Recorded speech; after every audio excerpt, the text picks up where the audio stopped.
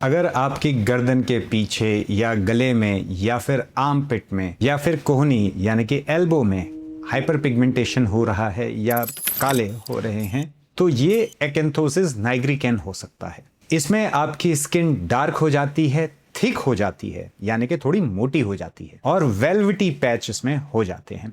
ये अक्सर जो स्किन के फोल्ड हैं वहां पर ज्यादा होता है। तो सिर्फ कोई चीज लगा के उसको साफ करने की वजह आप इसके रीजन समझिए, ये क्यों होता है, कैसे होता है, इसके लिए क्या हमें अंदर से चेंजेस करने हैं, क्या हमें अपनी लाइफस्टाइल में चेंजेस करते हैं। ये साफ करने में ही आपको हेल्प नहीं मिलेगी बल्कि आपकी ओवरऑल बॉडी बेटर होगी। मैं आपको अभी एक फोटो दिखाता हूं।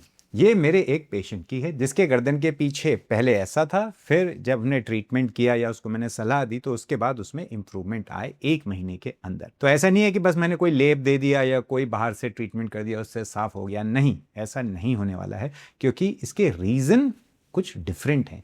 जैसे कि पहला रीज़न इसका होता है अगर इंसुलिन रेजिस्टेंस है या डायबिटीज़ है या प्री डायबिटिक कंडीशन है, डायबिटीज़ टाइप 2 की मैं यहाँ पर बात कर रहा हूँ, उस सब केसेस में ये होने के चांसेस बहुत ज़्यादा बढ़ जाते हैं। और ये जो व्यक्ति जिसकी मैंने आपको फोटो दिखाई उनको प्री डायबिटिक कंडीशन ही थी, तो वो आए थे सिर्फ और सिर्फ गर्दन के लिए, लेकिन जब रिपोर्ट्स कराई गई तो उसमें आया कि हाँ भाई इसका कारण ये है, सिर्फ बाहर से कुछ करके फ़ायदा नहीं होने वाला है। तो एक तो ये कारण होता है।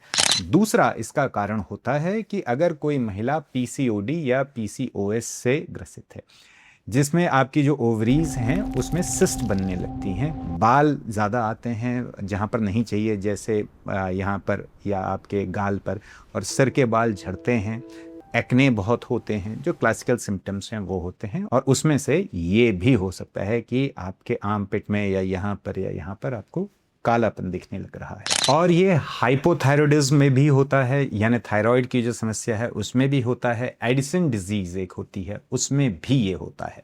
अब कुछ दवाइयां हैं उसके इस्तेमाल से भी होता है अगर आप इंटरनली खा रहे हैं, जैसे कि कॉन्ट्रासेप्टिव पिल्स, उसका साइड इफेक्ट है ये होना। दूसरा, अगर आप ग्लूकोकॉर्टिकॉइड्स ले रहे हो उससे भी हो सकता है, या कोई ग्रोथ हार्मोन थेरेपी आपकी चल रही है उससे भी डार्कनिंग हो सकती है, स्किन काली हो सकती है। तीसरा इसका कारण होता है फ्रिक्शन। अगर आपकी स्किन के अगेंस्ट रगड़ रही है उससे ये हो जाएगा वहां पर, या फिर आपने कोई ज्वेलरी पहनी हुई है, गहने पहने हुए हैं, उससे फ्रिक्शन हो रही है उससे भी हो जाएगा, या फिर आपके पैंट या कपड़े बहुत टाइट हैं उससे फ्रिक्शन हो रहा है आपकी स्किन में, इससे भी उस पर्टिकुलर पार्ट में आपको कालापन देखने को मिलेगा। और कुछ केसेस में पाया गया है कि विटामिन B12 की कमी से भी ये होता है, हर बार नहीं लेकिन कुछ केसेस में ये देखा गया है। अब बात करते हैं आयुर्वेद क्या कहता है इसके बारे में, एकेंथोसिस नाइग्रिकैन के बारे में। आयुर्वेद इसको सिर्फ और सिर्फ स्किन इश्यू की तरह नहीं देखता है, इसको इंटरनल मेटाबॉलिक डिसऑर्डर की तरह देखता है, जो कि आपकी मेद धातु दुष्टि से लिंक्ड है, यानी कि फैट टिश्यू का इम्बैलेंस है। और इसका लिंक ओबेसिटी से यानी कि स्थूलता से भी देखा गया है, और प्री डायबिटीज या डायबिटीज यानी कि प्रमेह से भी इसको जोड़कर देखा गया है आयुर्वेद में। अब इसके लिए करना क्या है, आयुर्वेद कहता है कफा पैसिफाइंग डाइट आपको फॉलो करनी है, कफ को अपने शरीर में बैलेंस करके रखना है। तली भुनी चीजें, बहुत ज्यादा तेल वाली चीजें, भारी चीजें, इन चीजों का सेवन नहीं करना है। कफा पैसिफाइंग डाइट आपको इंटरनेट पर इजीली मिल जाएगी, मेरी वेबसाइट पर इंग्लिश में है, अगर आपको इंटरेस्ट होगा तो मैं नीचे लिंक डाल दूंगा डिस्क्रिप्शन बॉक्स में, आप कफा पैसिफाइंग डाइट देख सकते हैं।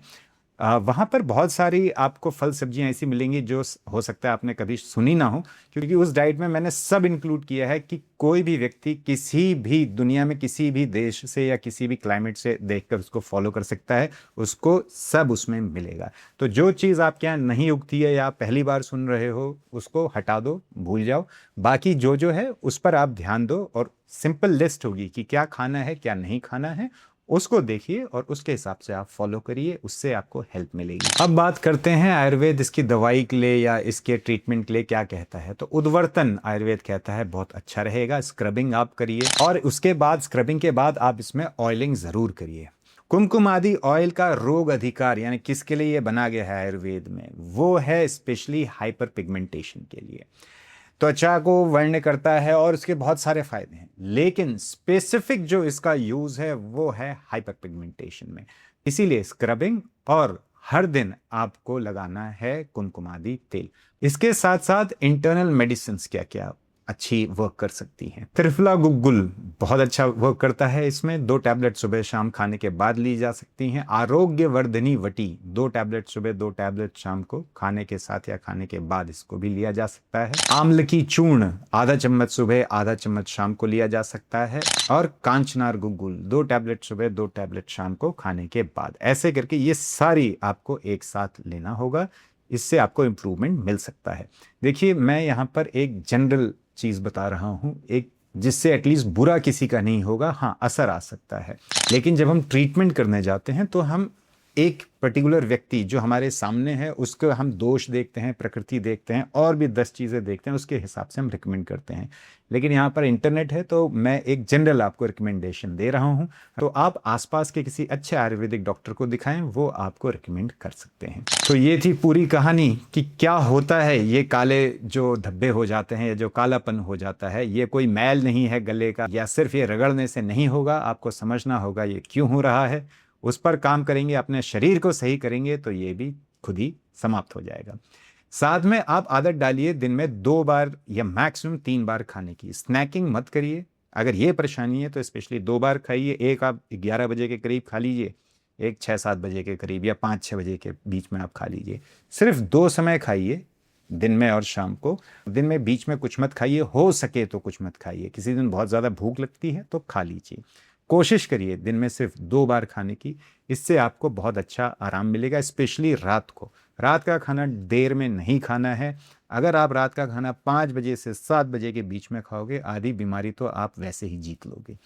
तो ये छोटी छोटी चीज़ें हैं, इनका आप ध्यान रखिए, लेकिन इनके इफ़ेक्ट बहुत बड़े हैं। तो ट्राई करिए। आशा करता हूँ आज की वीडियो आपके लिए या आपके किसी जानने वाले के लिए जिसको इसकी ज़रूरत है मददगार रहेगी। मिलते हैं अगली वीडियो में एक बड़ी मुस्कुराहट के साथ। तब तक के लिए हंसते रहिए, मुस्कुराते रहिए।